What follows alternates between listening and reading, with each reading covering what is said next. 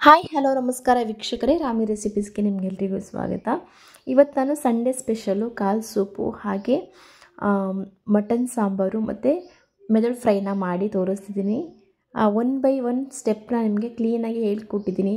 ಕಾಲ್ soup ಹೇಗೆ ಮಾಡೋದು, ಹಾಗೆ ಅದರಲ್ಲಿ ಬರುವಂಥ ಮಟನ್ ಸಾಂಬಾರನ್ನ ಯಾವ ರೀತಿ ಮಾಡುವಂಥದ್ದು ಅಂತ. ನಾನಿಲ್ಲಿ ಫಸ್ಟು ಕಾಲ್ ಸೂಪಿಗೆ ಬೇಕಿರುವಂತಹ ಒಂದು ಮಟನ್ನ ಚೆನ್ನಾಗಿ ಉಪ್ಪು ಅಷ್ಟೊಂದು ಪುಡಿ ಹಾಕಿ ತೊಳೆದಿಟ್ಕೊಂಡಿದ್ದೀನಿ. ಹಾಗೆ ಈ ಕಡೆ ಸಾಂಬಾರಿಗೆ ಬೇಕಿರುವಂಥ ಮಟನ್ ಕೂಡ ನೀಟಾಗಿ ವಾಶ್ ಮಾಡಿ ಒಂದು ಬೌಲಿಗೆ ಸೇರಿಸಿ ಇಟ್ಕೊಂಡಿದ್ದೀನಿ. ಹಾಗೆ ಬ್ರೈನು ಇಷ್ಟು ಇದೆ. ಇವಾಗ ಫಸ್ಟು ನಾವು ಈ ಕಾಲ್ ಸೂಪು ರೆಸಿಪಿನ ಹೇಗೆ ಮಾಡೋದು ಅನ್ನೋದನ್ನ ನೋಡ್ಕೊಂಬರೋಣ.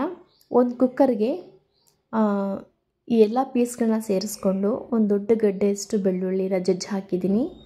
ಹಾಗೆ ಅರ್ಧ ಟೇಬಲ್ ಸ್ಪೂನಷ್ಟು ಕಾಳುಮೆಣಸು, ಒಂದು ಮೀಡಿಯಮ್ ಸೈಜ್ ಈರುಳ್ಳಿ, ಒಂದು ಮೀಡಿಯಮ್ ಸೈಜ್ ಟೊಮೊಟೊ ಹಣ್ಣು, ಹಾಗೆ ಕೊತ್ತಂಬರಿ ಸೊಪ್ಪು, ಅರಿಶಿನದ ಪುಡಿ, ಹಾಗೆ ನೀರನ್ನ ಸೇರಿಸ್ಕೊಂಡು ರುಚಿಗೆ ತಕ್ಕಷ್ಟು ಉಪ್ಪನ್ನ ಹಾಕಿದ್ದೀನಿ.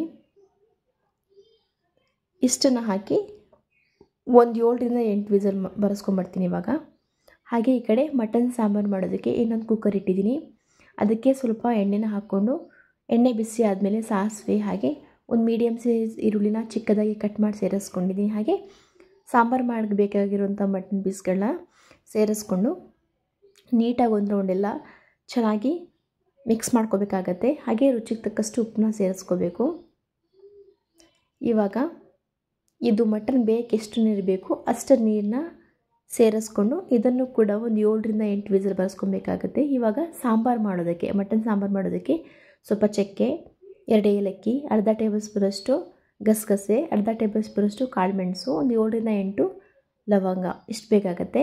ಹಾಗೆ ಶುಂಠಿ, ಬೆಳ್ಳುಳ್ಳಿ, 2ರಿಂದ 3 ಟೊಮೊಟೊ ಹಣ್ಣು, ಹಾಗೆ 3ರಿಂದ 4 ಈರುಳ್ಳಿನ ಕಟ್ ಮಾಡಿ ಇಟ್ಕೊಂಡಿದ್ದೀನಿ, ಸ್ವಲ್ಪ ಕೊತ್ತಂಬರಿ ಸೊಪ್ಪು, ಹಾಗೆ ಒಂದು ಬೌಲಷ್ಟು ಇದು ಇಡೀ ಒಂದು ಕಾಯಿ ತುರಿದಿರುವಂಥದ್ದು ಇಷ್ಟು ಬೇಕಾಗತ್ತೆ. ತಗೊಂಡಿರುವಂಥ ಎಲ್ಲ ಒಂದು ಹಸಿ ಮಸಾಲೆ ಏನಿದೆ ಅದನ್ನು ನೀಟಾಗಿ ಎಣ್ಣೆಯಲ್ಲಿ ಫ್ರೈ ಮಾಡ್ಕೋಬೇಕಾಗತ್ತೆ.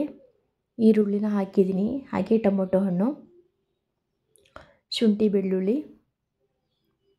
ಕೊತ್ತಂಬರಿ ಸೊಪ್ಪು, ಹಾಗೆ ಚಕ್ಕೆ, ಲವಂಗ ಏನೇನು ತಗೊಂಡಿದ್ದನಲ್ಲ ಅದನ್ನೆಲ್ಲನೂ ಕೂಡ ನೀಟಾಗಿ ಎಣ್ಣೆಯಲ್ಲಿ ಎಲ್ಲ ಸಾಫ್ಟ್ ಆಗೋವರೆಗೂ ಫ್ರೈ ಮಾಡ್ಕೋಬೇಕು. ಇದೆಲ್ಲ ಹುರಿದಾದ್ಮೇಲೆ ಕಂಪ್ಲೀಟಾಗಿ ಕೂಲ್ ಆದಮೇಲೆ ಇದನ್ನು ಗ್ರೈಂಡರ್ಗೆ ಸೇರಿಸ್ಕೊಂಡು ಒಂದು ಮಿಕ್ಸಿ ಮಾಡ್ಕೊಂಬರೋಣ, ನೈಸ್ ಪೇಸ್ಟು. ಹಾಗೆ ಕಾಯಿ ತುರಿ ಕೂಡ, ಮತ್ತು 3ರಿಂದ 4 ಟೇಬಲ್ ಸ್ಪೂನಷ್ಟು ಧನಿಯಾ ಪೌಡ್ರು, ಹಾಗೆ 4ರಿಂದ 5 ಟೇಬಲ್ ಸ್ಪೂನಷ್ಟು ಅಚ್ಕಾರದ ಪುಡಿ, ಖಾರ ನೋಡಿ ಸೇರಿಸ್ಕೊಳ್ಳಿ, ಹಾಗೆ ಅರಿಶಿನದ ಪುಡಿ, ಸ್ವಲ್ಪ ನೀರು ಹಾಕಿ ಇದನ್ನು ನುಣ್ಣಗೆ ರುಬ್ಕೊಂಬರಬೇಕು. ಇವಾಗ ಮಟನ್ ಸಾಂಬಾರಿಗೆ ಬೇಕಾಗಿರೋಂಥ ಮಸಾಲೆ ರೆಡಿಯಾಗಿದೆ.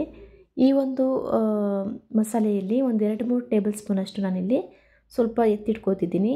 ಬ್ರೈನ್ ಫ್ರೈ ಮಾಡೋಕ್ಕೆ ಇದು ಸ್ವಲ್ಪ ಬೇಕಾಗತ್ತೆ.